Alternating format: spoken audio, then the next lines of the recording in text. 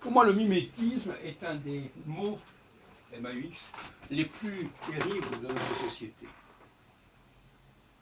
Sur le plan économique, sur le plan écologique.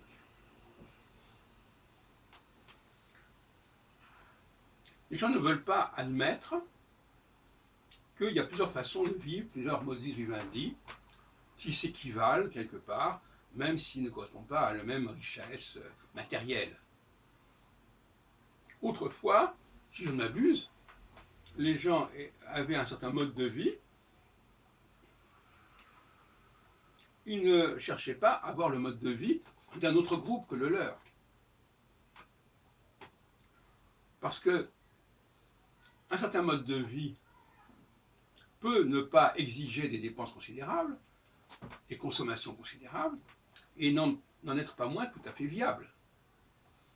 Et vouloir obtenir ce que l'autre a me paraît regrettable, à plus d'un titre.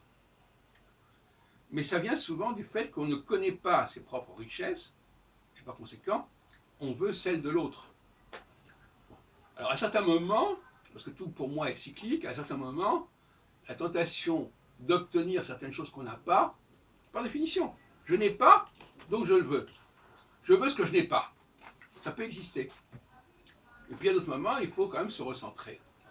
L'écologie nous entraîne à cela, à vivre avec nos ressources personnelles, immédiates au niveau local, et ne pas chercher à avoir ce que d'autres groupes ont dans d'autres conditions, sous d'autres latitudes.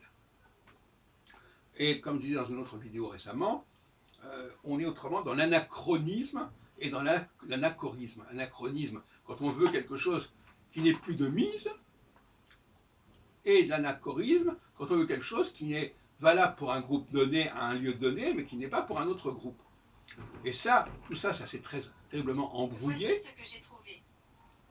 Hein, et c'est un mal qu'il faut absolument arriver à gérer.